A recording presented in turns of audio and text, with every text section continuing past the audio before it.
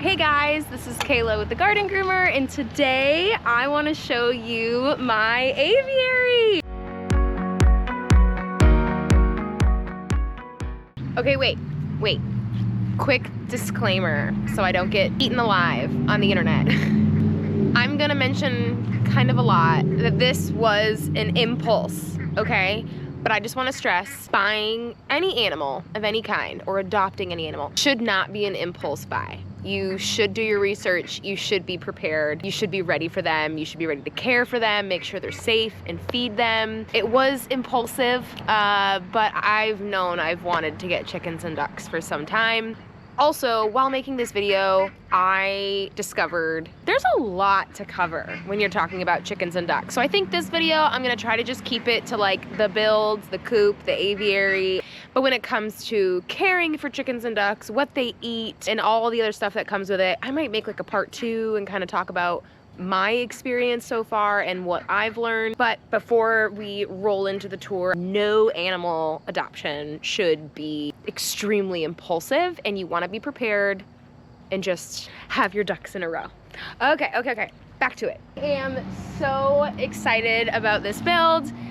It was an impulse build, so I do have some footage of us building it and getting the chickens, getting the ducks, which I will kind of incorporate into this video. I can't believe how it turned out. This is amazing. Huge props to my boyfriend, Danny, who does own a construction company, so he is very talented when it comes to building. But girls, I basically just showed him a picture of an inspiration photo of what I wanted, and he built it. Okay, so show this to your husbands, show this to your partners. Anyway, I thought I would do a little tour. Yes, if you have a Mustang, drive it like one. Quick catch up. I just purchased this property in October of last year. It is now August. I haven't even been here a year, but for me, incorporating birds or livestock into my little farmette, we're calling it, was important. So I tripped and fell into a Baumgars and accidentally brought home 11 baby chicks back in May 20th, I think. I kept them in a brooder in my house actually for a couple weeks. And then I brought them out to our barn for a few more weeks until we got the coop built, and they were starting to get a little too big for the barn. So we built this gorgeous coop. So off to my left, probably your right, is the coop itself. This coop is about a 9x9. And then just off of the coop, we have the chicken run, which is about 24 feet by 9 feet. And then on the other side here is the duck hut or the duck pen. I do have them separated. You can keep chickens and ducks together, but first, this was my first experience with chickens and ducks. I did a lot of research, and I know you can keep them together, but ducks are messy. Ducks are wet, and chickens want to be dry. So to me, from a maintenance and cleaning standpoint, it just made sense to keep them separate. Like, keep the ducks wet, keep the chickens dry, right? Girl. I am in the process of integrating 5 new baby chicks, so sometimes there's a little bit of a pecking order establishment happening back here. But anyways, the entire run, or the aviary we are calling it now since there are multiple types of birds in here, the run has 1/2-inch hardwire cloth all around it, and I did splurge and get the black hardware cloth instead of having to get silver hardware cloth and then paint it. This way I can see straight into the run, and there's not really an obstruction of silver mesh. And we have that all across the front, the back, and then on the duck portion, I do have a portion of the roof that is considered open air, where there is no roof per se, but there is hardware cloth on top. And that is just to help with predators like hawks. And then also, I'm in Iowa, we get snow, and so I kind of thought it would be nice to protect the chickens and a portion of the duck pen from snow, or at least too much snow. So they do have half hard roof, half hardware cloth. Of course, what is a chicken run without Dutch doors, right?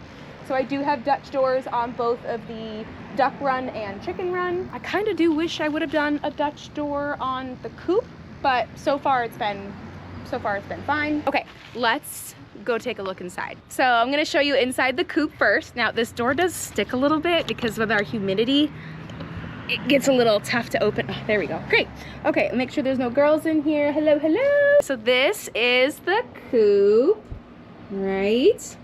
So if I step in here, now, just to kind of preface, I'm not done in here. My girls are only, what, May, June, July, August. They're coming up on 3 months old, so they're not laying yet.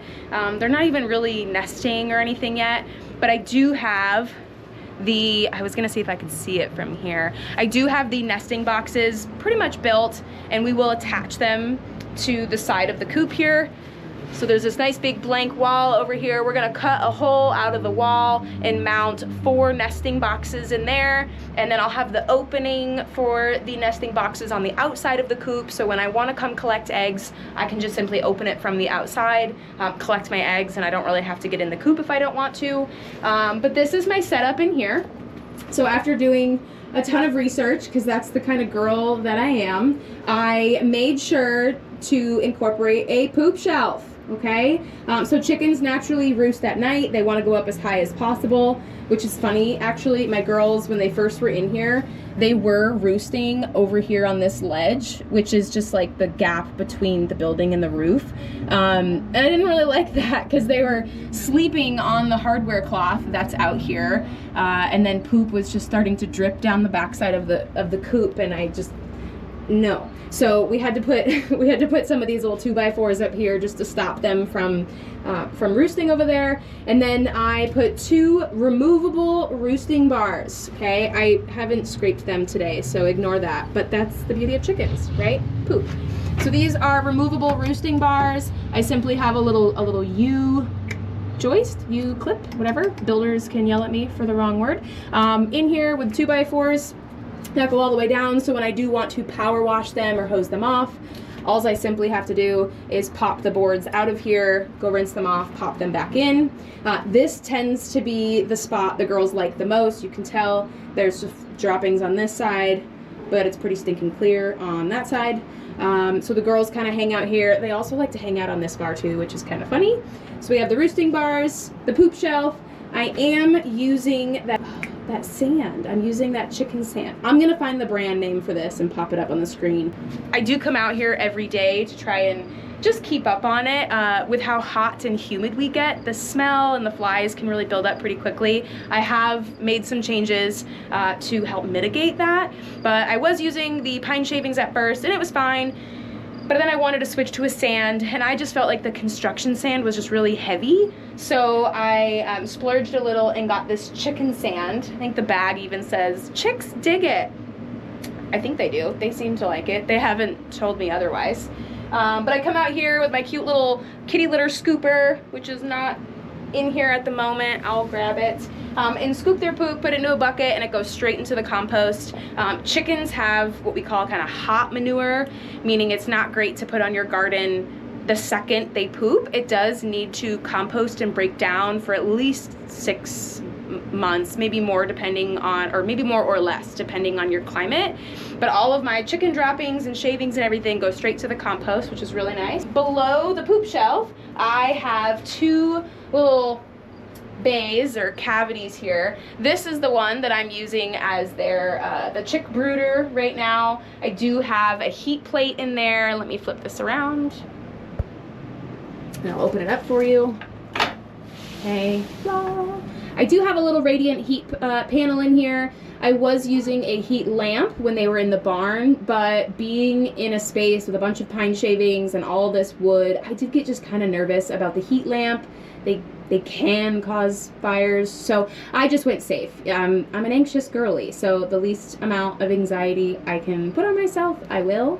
So I have the radiant heat panel, which is plugged into an extension cord, a little water and a feeder, and then I made this cute little perch out of a branch we pulled out of a job site.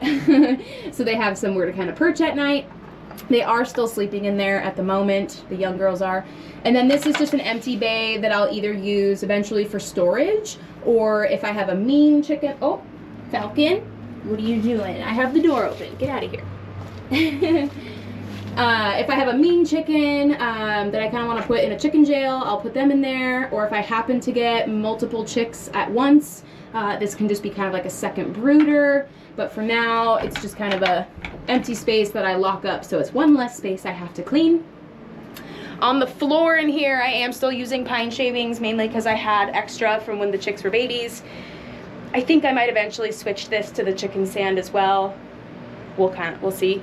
And then for ventilation, I have 2 solar powered little fans here that are blowing air out. Heat does rise, so I wanted the fans for the exhaust to be up near the top so they can push the heat out.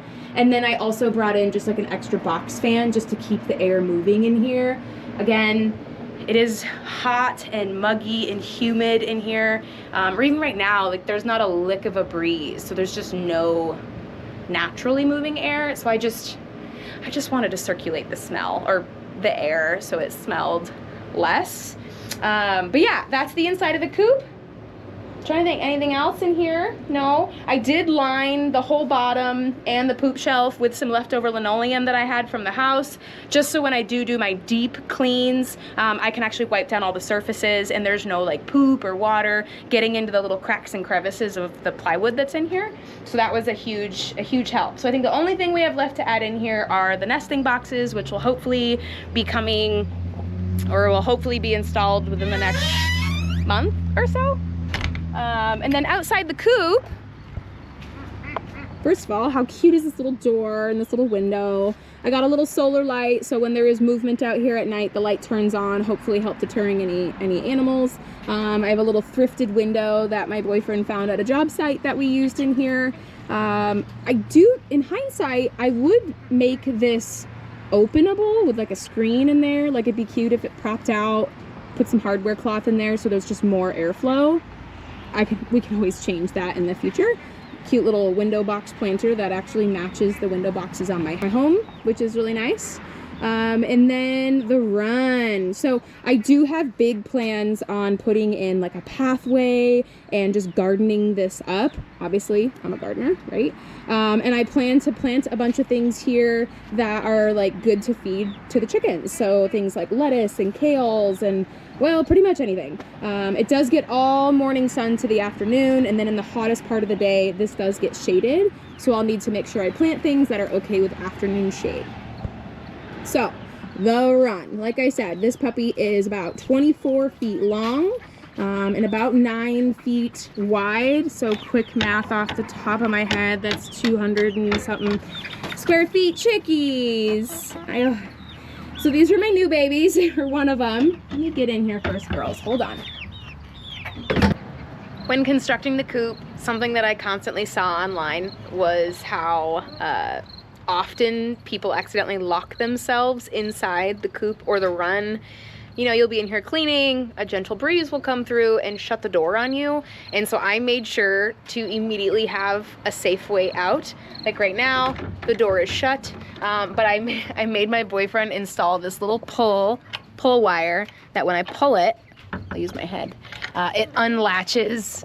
It unlatches the latch on the outside here, so I can never be trapped inside. And I did this on both the chicken and the duck run, as well as the chicken coop. So pro tip, make sure you have a way to get out from the inside that only you can use and not your animals.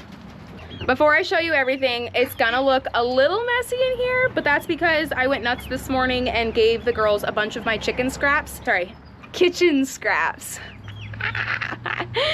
So there's food kind of everywhere, but that's just the name of the game with chickens. I originally started with 11, and then this thing called chicken math happened, where I got 5 more.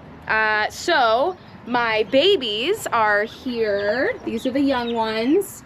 I have 2 Buff Orpingtons. They were supposed to be 5 Buff Orpingtons, but 3 of them turned out to what I think are going to be Isa Browns, which I don't mind Isas. I already have 2 of them. They're pretty good girls. These 2 little buffs are like follow me everywhere. So if I trip and fall in this video, it's probably because I'm tripping on them.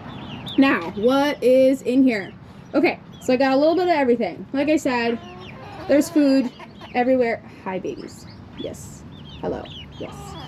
There's food everywhere. I do clean that up daily. Every morning I'll come out here, rake this whole thing out, scoop some poop, get out all the old food, put that in the compost, and then give them their fresh snacks or treats.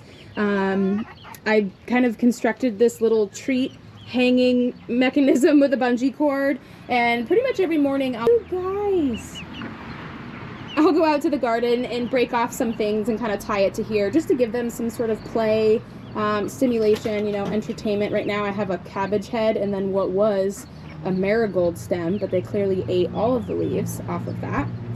And then me and my non-very handy skills built a cute little perch situation in here for them. I have this fun little vintage basket. I think it's like a fishing basket that I'll put greens and stuff in there, so they have to peck through the holes to get it, just for some more entertainment and stimulation. Yes, hi, hello. This bin is actually just where I'm storing their food. I had planned to store everything in the shed that's on the other side. I can't with you. I had to plan to store it outside the coop, but it just honestly was more convenient to store it in here, and frankly the girls like roosting on top of it, so I don't think it's a bad call. I gotta stand up now, little one. I know, I'm sorry. Okay, so over here I have their waterer, which you guys, actually, if you have better suggestions for waterers, I'll take it. I kind of thought this thing was gonna be great. I think it's a 5-gallon holder. You know, load the water up in the top, and then there's like a little, kind of like a little nipple down here that's supposed to fill this bowl. It's like gravity fed, so this bowl is supposed to just fill up as it gets emptied. But I can't find like the perfect tightness to tighten or untighten the handle up here, because that's what kind of controls the suction. Yes, there's a gasket in there that you know, adds to the fragility of the suction, I suppose. But I do find myself having to come out here every couple of days and open this guy a little bit to let the water flow, and then close it when it starts to overflow. And it just doesn't do it on its own, and I don't know what I'm doing wrong, but for now it works. And then this is their feeder. It's actually a hanging feeder. I just actually haven't hung it yet. And I need to, because the girls will get in there and kind of like, there's a feather in there. The girls will like roost on top of this and naturally kind of poop in it, and I have to scoop it out. It's a whole thing. But I do have big plans to hang it. It has a little handle here, and I'll probably hang it up close to where I store their food. And then over here is where they tend to hang out in the afternoons, because this stays really shady. There's Edna, my rooster. I'll introduce you to the chickens here in a second. We built this cute little ramp that comes up to a shelf, so when you're out there, they can kind of come up and visit you, and you can feed them treats through the fence, and they love it. This is the chicken door that I use, and I actually have the same door on my duck coop as well. It's pretty simple to use, honestly. You can set it to either open and close with the amount of sunlight that's out. So naturally, as the sun comes up in the morning, it will open, and then as the sun sets, it will close. But frankly, with all of the storms that we've been having and kind of crazy weather that we've been having this summer, it will close when it's really cloudy and about to storm out. Like, our sky gets dark, and so then it'll just close. And then the thunder rolls, and the chickens are all terrified and dramatic, and they can't get into the coop. So I switched it to open and close based on time. But I think right now it opens at 6 or 6:30, and then closes at like 8 or 8:30. And then I'll adjust that as the seasons change a little bit. Mainly in the winter, as our days get shorter, I'll want to shut it kind of right when sun goes down, just to help keep any heat in the coop while I can. So looking back this way, oh, they're using my roosting bars. See, you don't have to build anything fancy, they'll use it. Let's see, while I have some of my girls here, I'll kind of go over who I have and what their names are, if they have names. Not everybody has names yet, because some of them just haven't, I don't know, given me their name. So right here I have 2 Rhode Island Reds, these 2 darker ones here. When they were babies, they were much easier to tell apart. I do think this one is lipstick, that one's chapstick. I just cheat and call them the Sticks, kind of like a little band name. They're pretty friendly, they'll let you pick them up. They're pretty great. More babies. Still haven't named the babies yet either. Taking name suggestions. And then this little cutie up on the feed bin. This is one of my bantams. I actually don't know what kind of bantam it is. It was just labeled assorted bantams at the...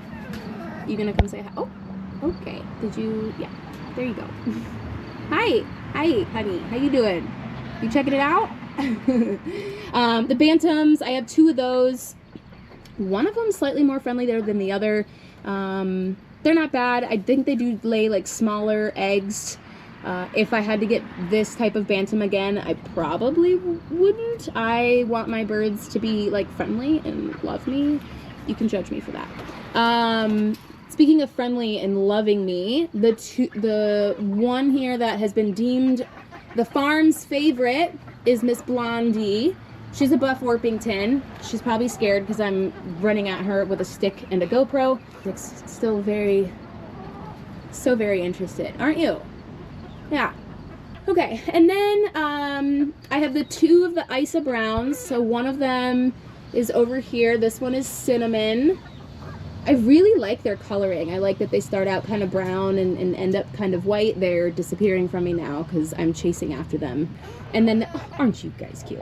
This is one of my other Isas. This one is Sugar. She's just a bit of a lighter color. How pretty girl. You don't have to run away. We're gonna be okay. And then the babies, who we've already talked about. So yeah, they're out here. We've just got toys and things, of course. I went to like a little thrift store and found some kid toys, and actually the bantams love playing with this. I don't know why it's mainly just them, but the bantams love playing with that. And then I got them a cute little xylophone because, you know, I see that all over the internet, and I sprinkle their little dried mealworms on here, and when they peck at it, it makes music. Hi, babies. Oh, look at you.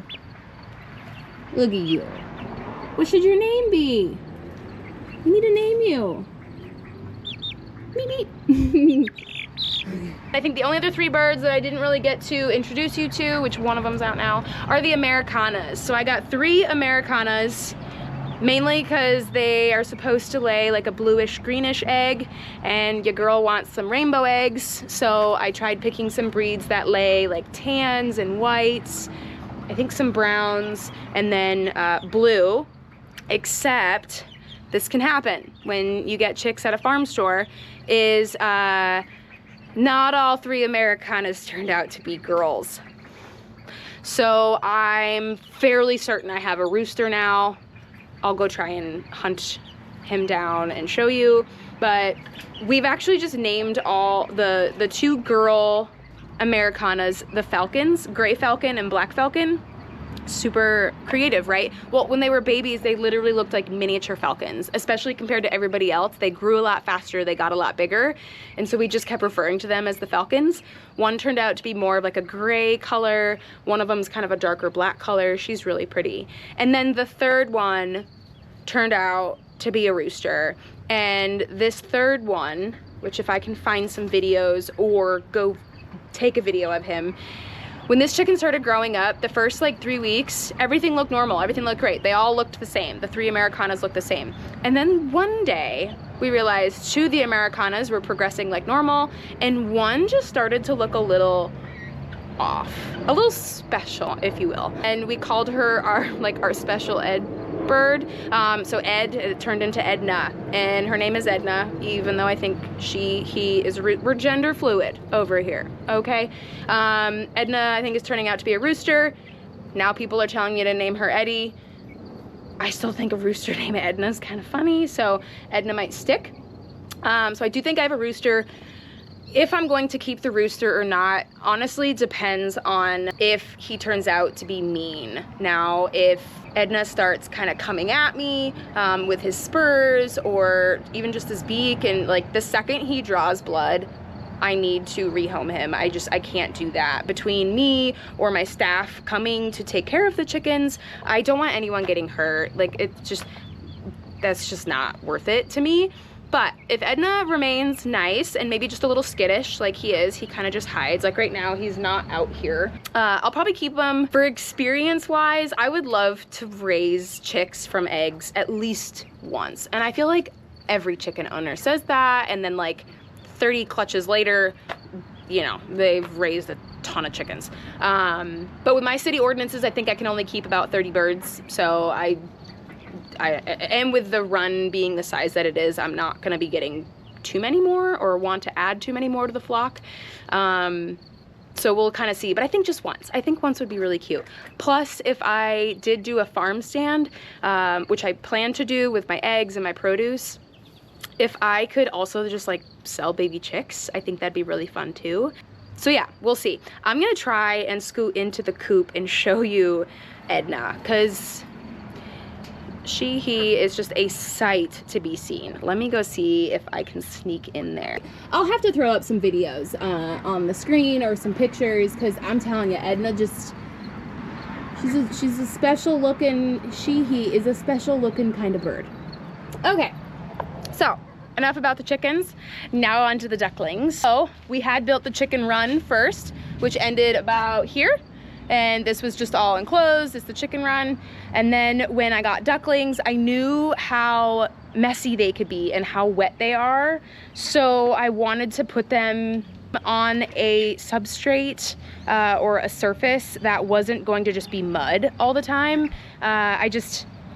I don't think that's any way to live, just having your feet in mud all the time. They do love mud, and I have a little garden in here for them. Quick pause. The substrate in my run, because I know this is like a huge topic of discussion on the internet with chickens and things.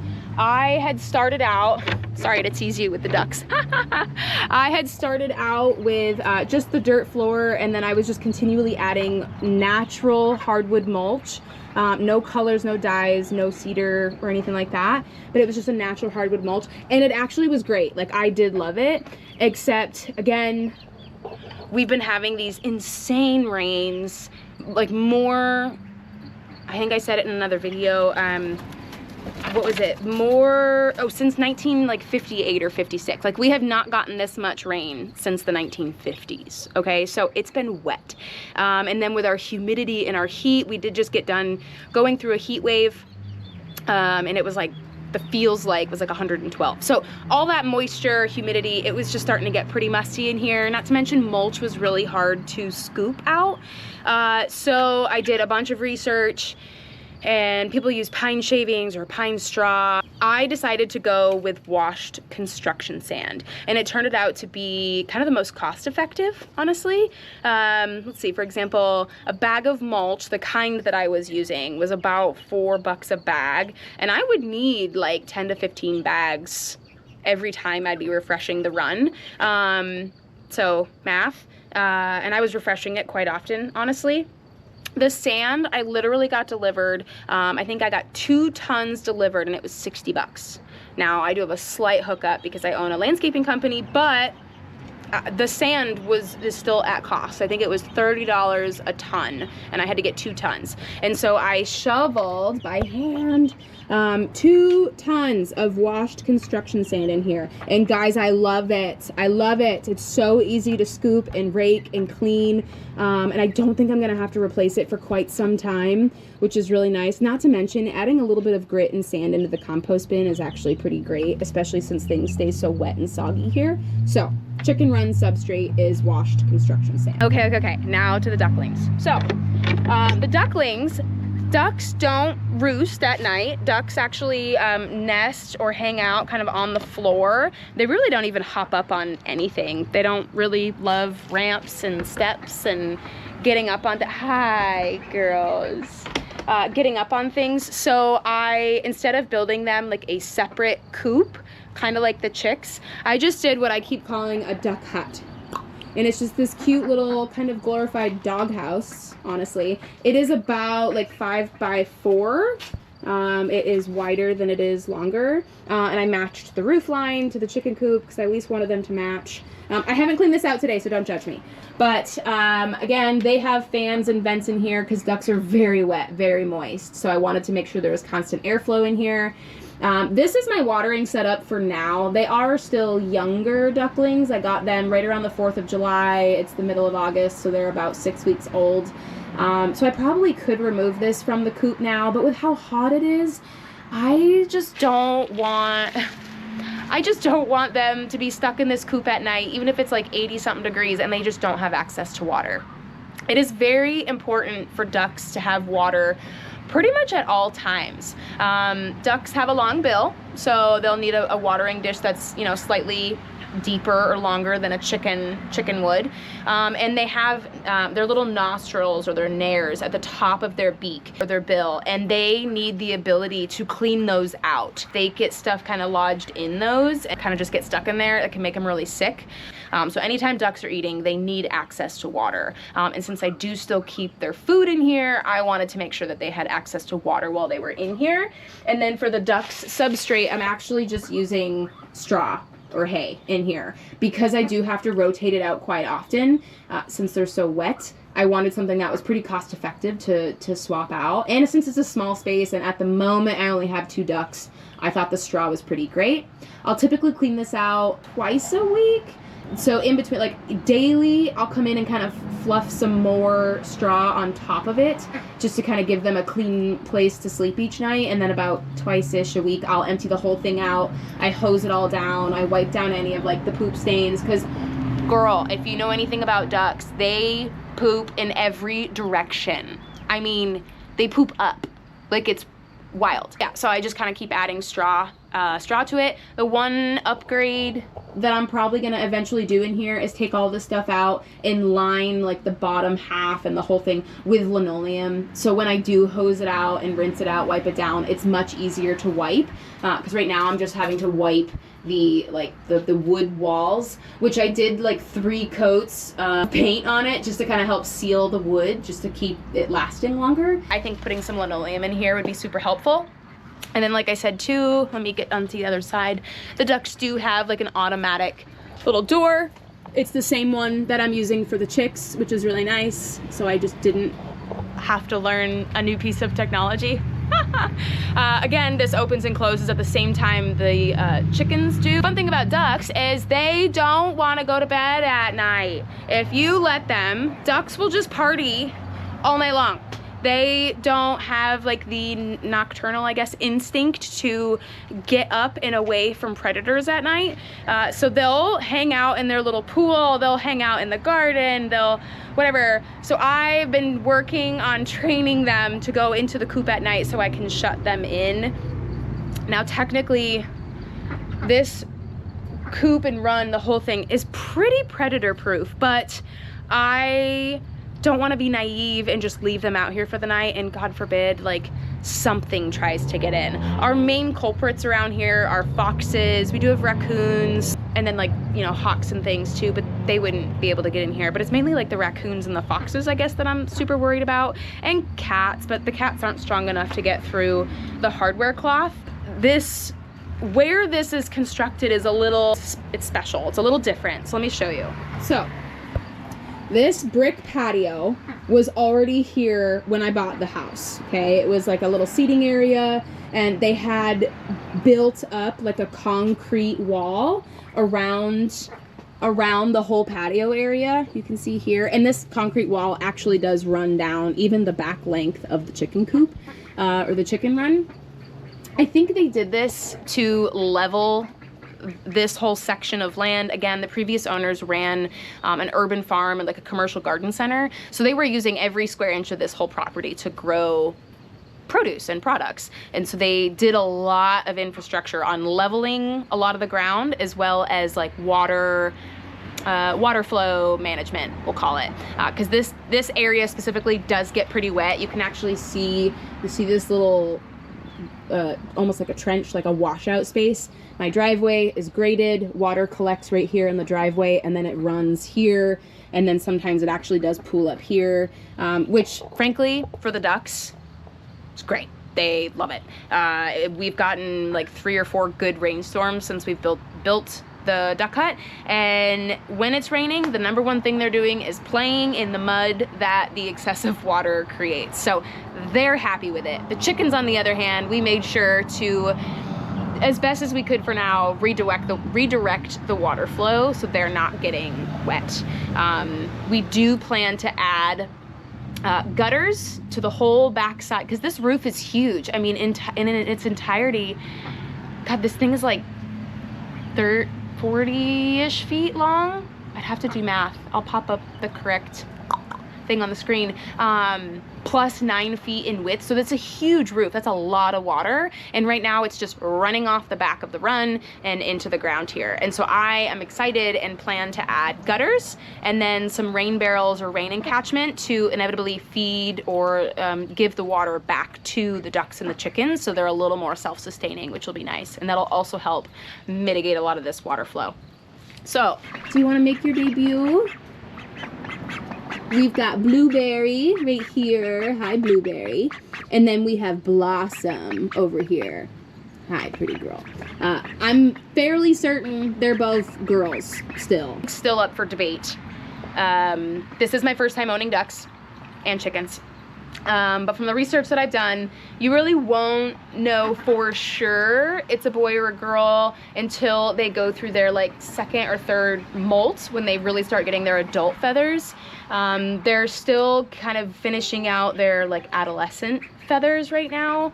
I do have one duck with like a yellow beak and one duck with a darker beak.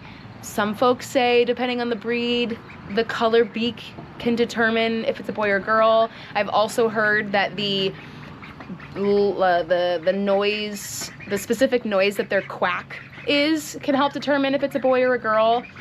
But girl, I'm just playing the waiting game. I'm just gonna wait and find out. So hopefully this fall they'll go through another molt, get their adult feathers in, and then I'll for sure be able to tell if one's a boy, one's a girl.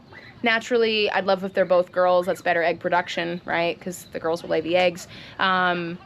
But again, kind of with the chickens, or like with the chickens, if I got a boy and a girl and they give me some little baby ducklings, I'm not mad. I'm not gonna be mad about it. So in here, I've got their little pool for now. This is actually what we were using when they were just baby ducklings. And I had bricks all in there so they had a place to stand, because when ducklings are babies and they don't have their duck mama, they're actually not waterproof and they can drown. So if you are putting your baby chicks into water, you do want to make sure that they can get out really easily, or at least stand up on a surface so they can rest.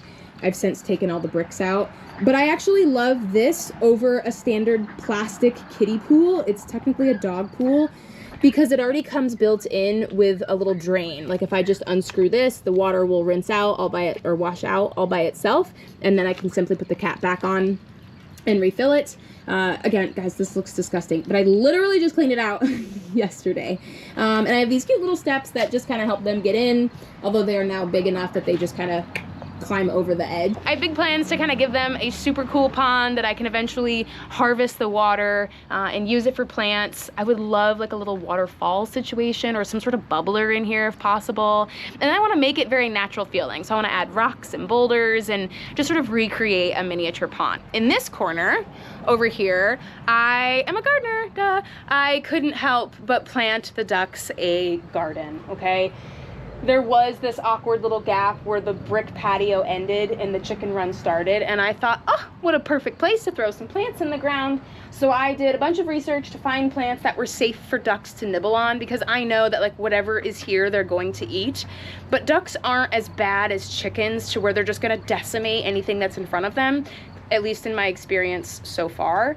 Like the chickens, if I unleash the chickens in my garden or even in the inventory garden, girl, I think all that stuff would be gone in a day.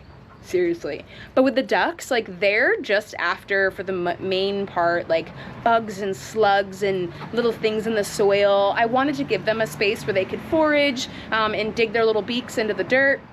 And it's actually kind of fun in the mornings. I'll come out here and sprinkle their dried mealworms like all over the garden, so that kind of gives them something to forage for. And their favorite place actually, well, it's kind of decimated now, but their favorite place is to kind of tuck in behind this little hosta here. And it's cute because they'll use like the shade of the hosta leaf when it's sunny out. And then every now and then they'll come and like nibble some of the, like they've really taken to this one. They've nibbled it up pretty well. But then I have some black-eyed Susans, a Weigela, and more hostas. I also added some creeping thyme, but creeping thyme actually prefers to be really, really dry. And, well, ducks are wet. So this one's pretty unhappy, but this one's not bad. This one's hanging out. This one's doing its thing, okay? And I know I'm gonna have to replace these plants at some point, but frankly, if I just have to replace like 5 to 7 plants every year or 2 or 3, I'm not mad about it. any excuse to put plants in the ground, I am here for it. And next year, excuse me, I do plan to add more purposefully edible things like some kale and cabbage and lettuce, maybe some basil or spinach, like the leafy greens. They really love those. So that way they can literally just forage for their own food over here, and I think they'll love that. I also have big plans to do the same thing in one of these corners, if not both. I plan to take up the bricks, add some boulders as like a little miniature retaining wall, like low enough that they can get up on it, and put more plants and trees and things in here. Since this is partially an open-aired aviary and ducks are wet, things are gonna get watered pretty naturally. Not to mention every time I empty the pool or empty their open water container here, I dump it on the plants. So everything in here stays pretty well watered. They're so cute. They're so cute. Oh, guys, should I go get you some treats? Yeah, you want some treats? Want some wormies? Let me go get you some wormies. Okay, while I go get the ducks some wormies, I thought I would actually just mention the predator proofing that we did do. So like I showed you, on the back side of the run, there's that concrete wall that runs along the whole thing. And the coop is actually bolted right to the concrete wall on the back side. So we didn't have to do any digging or burying of hardwire cloth. But on the front side, this is all dirt. So I dug I was a little excessive. I dug a 24-inch, so a 2-foot trench down the side of the run and buried this hardware cloth, and of course secured it with screws and washers, and this runs down the whole length of the thing. I did not have to bury it here because there's the brick patio, and then again on the side is the concrete, but essentially everyone that's coming to see this thing has been telling me we've just like basically built it like a little prison, right? But a good prison, because they enjoy being in there. But essentially, I don't know how something would get in here unless it truly just busted the hardware cloth. So my girls are safe. But okay, let's get the chickens or the ducks some treats. This is my cute little shed. This was actually like a little red shed that matched the barn. But I actually might be painting the barn at some point to try and just get rid of the red, I guess. I'm not a red girly. But my little shed, and I just went through and organized it the other day. So in here, I've got, this is some, they call it Preen Queen, and it's actually just really good smelling. It's technically a dust bath additive, which I do sprinkle it around the run, but I actually sprinkle it on like the poop shelf and throughout the coop as well. So as the girls are stirring stuff up, it smells freaking delicious. And then the girls have some Ultimate Scratch, which is just some treats that I sprinkle in the run every now and then. This is what the girls go nuts for, the Party Flack Combo Craze with mealworms, beetles, and flies. Disgusting. I got another backup bag of those. We have some oyster shells, which is really good, like kind of calcium and helps the birds digest, an excess feeder. And then I am really becoming obsessed with this brand, guys. They're kind of everywhere right now on social media, but Eaton Pet and Pasture, this is their hemp and herbal blend Roost Refresh. And so I probably use this stuff way too much, if I'm honest, but I can't help it. It smells so good. But anytime I clean out the run or the coops, I sprinkle this pretty liberally all over so it smells really delicious. And as the girls, again, like scoot around, the smell, it just smells like, right now, it smells like lavender in here. Like my whole shed smells like that, and it's amazing. Over here, this is the duck food that I've been giving them. I got a little higher protein content because one of my ducks was getting a wobbly leg. And then this is another product that I have not tried yet, but I do see it all over the internet. And it's the First Saturday Lime. Lime is a great insect repellent and pest control, helps with ants, lice, mites, and other pests. I actually have used something like this in my gardens before too to control pests, and it had worked pretty well. So once I'm done using up the Preen Queen, I'll probably switch to using the First Saturday Lime and see how I like that. You can only, I guess, apply it monthly. I think if you apply it more, it can cause some respiratory issues. And then I have some of these little fly traps, which, guys, if you're not using these things, you need to be. With our humidity and moisture and, of course, poop, the flies have been insane out in the run. So I used one of these, and like within 3 days, it was almost full. It was insane. This was the heat lamp that I was using for the babies, but for now, it's just in retirement. And then down here, I have the nesting pads, also from Eaton Pet and Pasture. I have yet to use them because the girls aren't laying yet, but these are what I will be putting in the nesting boxes. I love these for the sheer fact that, one, I built the nesting boxes to be the exact measurement of the nesting pads, which would be nice. But then I'm not having to clean out shavings when the girls are laying eggs. Because that was something I kept reading as I was doing a lot of research on how to build the coop. I kept reading that it was just kind of like a whole messy project to open up the nesting boxes and then have to clean out all the shavings, kind of made a mess. And so I just was like, let's avoid that. And so again, Eaton Pet and Pasture, you guys are doing so great with your marketing. Not that you need to hear it from me, but y'all are everywhere. Like, I see it on YouTube and on all of the other platforms. And so I'm super excited to just dive into their products more. I specifically want to try their hemp bedding, especially for the coop, maybe like the coop floor or even the duck pen. I'd be so curious to see how the hemp bedding does with the ducks because of the high level of moisture. I've heard how great it is for moisture, but I'll probably try that out and see. But I have the nesting pads that I will put in, which will just keep everything a lot easier to clean. And they do help minimize egg breakage, which I guess is a huge thing. I haven't gotten there yet, so I don't know. But yeah, this is my shed. I've got the excess hay here for the ducks, but I came in here, the chicken sand. So this is the premium chicken sand that I'm using on the poop shelf for the girls. Now these are about like, it's like 50 bucks a bag. They are 50 pounds, so they do kind of stretch a little while. Small investment, but I will say you're not going to be replacing this nearly as much as you would with shavings because you can literally just scoop it out, scoop the poop out from it, and the sand falls through your scoop, which is here. I'm actually going to be upgrading this scoop. I'll talk about that. But I mean, I put this in a couple weeks ago and I'm nowhere near feeling like I need to replace it. And it's actually really like pretty. Like when I clean out the poop shelf, it just looks really pretty in there. Plus guys, chicks dig it, okay? If the chicks dig it, I dig it. This is my little poop scooper while we're in here. Might as well mention it. I did just get this thing off Amazon. Nothing too crazy.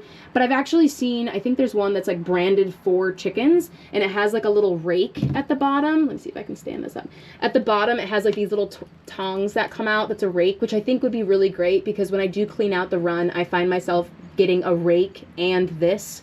So I can rake up all the mess and then scoop.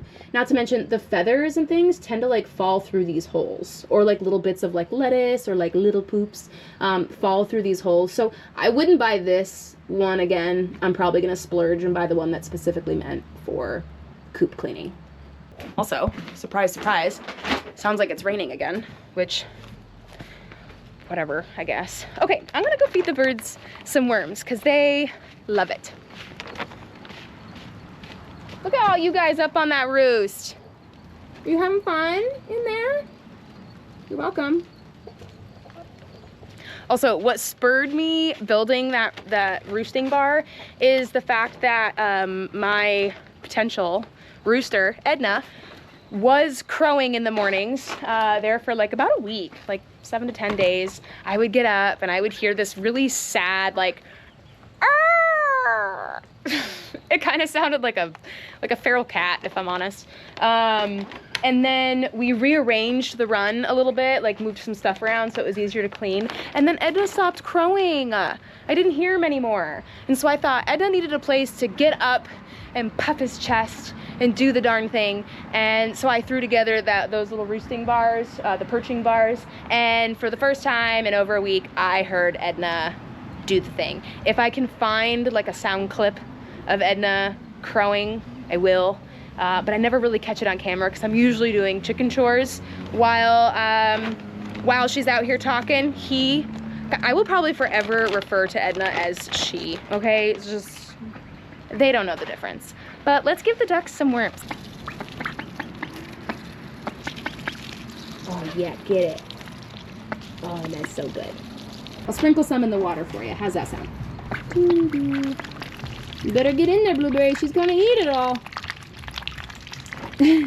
They're so fun.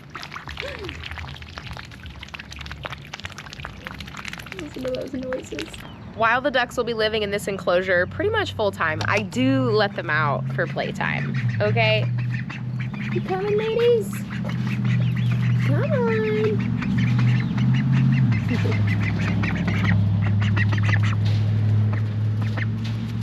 Whoa, is this scary?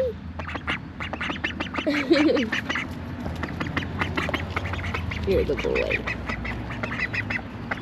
I'm super excited to get this all landscaped. The black landscaping fabric is killing me. But again, with how wet it has been, if this was all just exposed dirt, I mean, there's a little bit of a there's a little bit of a hill here. This would just be a mudslide. It'd be a muddy, muddy mess. And with how often I am visiting the girls and doing chicken chores and things, I just couldn't do it. And then I kind of want to upgrade my little seating area. For now, it's just a plastic Adirondack chair and some benches. But I do plan to do like a little flagstone pathway that has some stones to the doors. And then, you know, plants and rocks and stuff here. Oh, one more thing. I am obsessed with these volunteer sunflowers that have come up around the coop. Hopefully you can see those. But I did not plant these guys, and that's the beauty of sunflowers and birdseed, is they'll spread it everywhere. And so it's super quaint and cute. Oh, and then my grandmother's vintage wheelbarrow, by the way. How adorable is this little radio cart? I'm a big vintage junkie, so anything that's like cute, old, rusty, half broken, I'm here for it. Love it. Okay, if you guys have any questions about chickens and ducks and building living quarters for them, I would love to help navigate that with you in any way. And if I don't know the answer, I know people who I can reach out to ask. But otherwise, thanks for checking this out, and I'll see you in the next one. Bye.